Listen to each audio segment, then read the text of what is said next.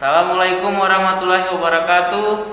Kami, mahasiswa kuliah kerja nyata Profesi Kesehatan Sekolah Tinggi Ilmu Farmasi Pelita Mas Palu, Angkatan 19 tahun 2021. Selanjutnya perkenalkan, nama saya Muslimin Pagoja dan teman saya. Perkenalkan, nama saya Berlian. Perkenalkan, nama saya Muhammad Robin. Perkenalkan, nama saya Mita Irin. Baiklah, kami di sini akan menjelaskan beberapa obat yang secara umum sudah diketahui oleh masyarakat, mungkin sering ditemukan di beberapa tempat umum, misalnya rumah sakit, puskesmas, atau mungkin di beberapa apotek yang terdekat. Contohnya seperti obat amlodipin, ada asamifenamat, ada amroxol, ibuprofen, dan parastamol. Baiklah, Bapak Ibu, ini obat amlodipin. Obat ini termasuk obat golongan antagonis kalsium. Obat ini dikategorikan sebagai obat resep, atau jika kita mendapatkan obat ini harus melalui resep dari dokter. Obat ini biasa dikonsumsi oleh orang dewasa dan anak-anak umur 6 tahun ke atas.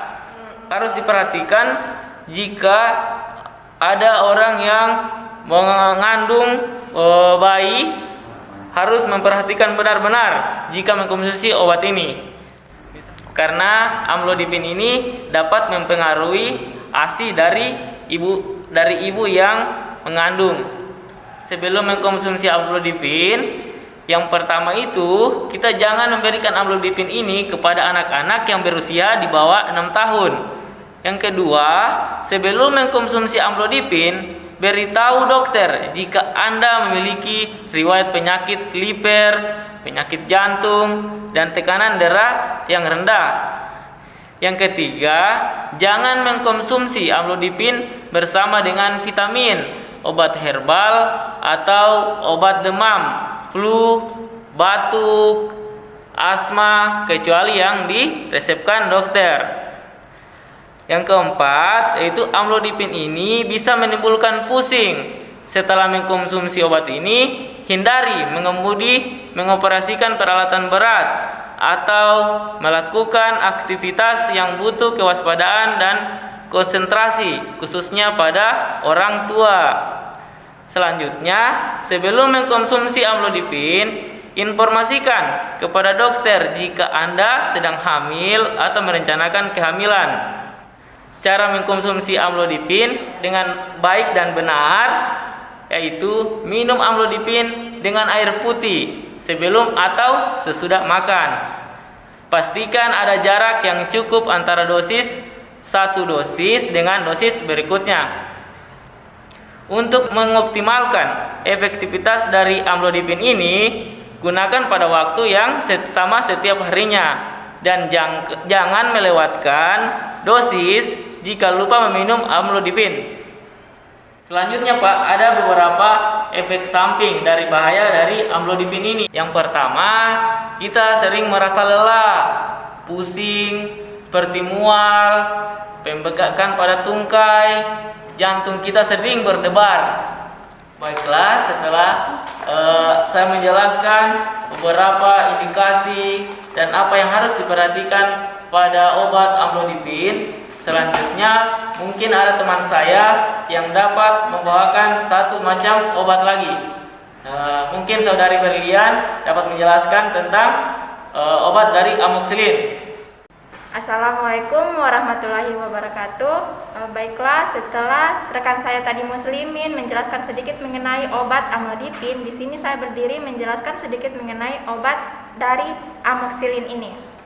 Seperti yang kita ketahui bahwa amoxicillin ini merupakan golongan antibiotik penisilin. Indikasinya adalah sebagai infeksi bakteri pada paru-paru, saluran kemih, kulit, serta bagian telinga, hidung, dan tenggorokan.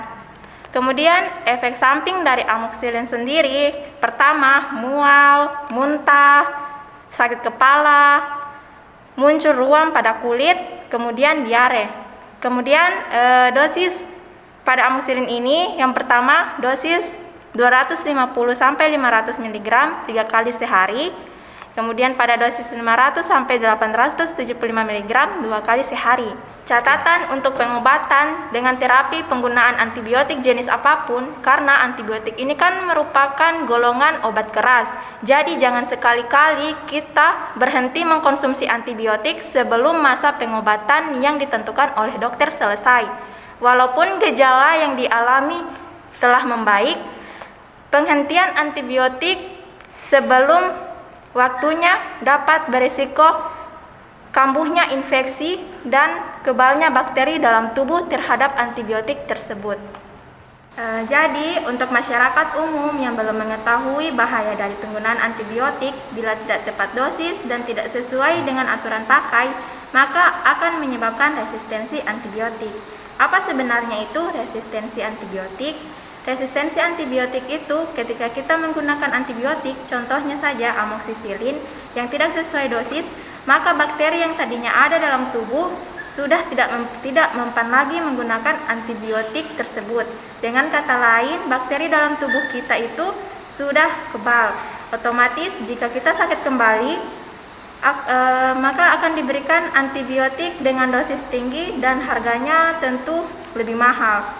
Nah, maka dari itu untuk masyarakat umum bijaklah dalam menggunakan antibiotik. Baiklah, setelah saya menjelaskan sedikit mengenai obat amoksisilin, saya persilahkan kepada teman saya untuk menjelaskan sedikit mengenai obat vitamin B kompleks. Assalamualaikum warahmatullahi wabarakatuh. Setelah teman saya Berlian menjelaskan obat antibiotik, selanjutnya saya akan menjelaskan sedikit mengenai vitamin B kompleks. Yang dimana vitamin B kompleks itu sangat bagus untuk perkembangan tubuh. Jadi, bapak-bapak, ibu-ibu, saya di sini akan menjelaskan kegunaan dan aturan pakai dari vitamin B kompleks. Yang pertama itu, vitamin B kompleks itu merupakan obat yang digunakan untuk memenuhi kebutuhan vitamin B kompleks pada tubuh. Vitamin B kompleks berperan dalam proses metabolisme karbohidrat, yang kedua protein dalam tubuh yang akan menghasilkan energi. Vitamin B kompleks merupakan gabungan antara vitamin B1, B2, vitamin B6, nikotinamid, serta kalsium pantotenat. Vitamin ini berguna dalam memenuhi kebutuhan vitamin pada pertumbuhan, wanita hamil, menyusui, dan dapat pula memenuhi kesehatan setelah sembuh dari suatu penyakit.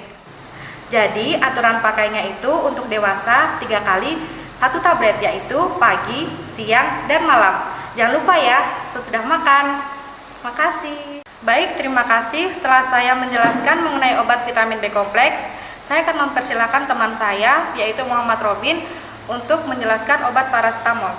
Assalamualaikum warahmatullahi wabarakatuh. Setelah teman saya Mita Irin menjelaskan tentang obat vitamin B kompleks, di sini saya akan menjelaskan sedikit tentang obat paracetamol. Baik, di sini saya akan menjelaskan beberapa manfaat obat paracetamol, seperti meredakan nyeri ringan hingga sedang, seperti sakit kepala, sakit gigi, nyeri otot, serta menurunkan demam. Untuk dosis 500 mg 3-4 kali sehari sesudah makan. Untuk efek sampingnya seperti reaksi alergi, kelainan darah, hipotensi, dan kerusakan hati. Baiklah, itu penjelasan tentang beberapa obat kimia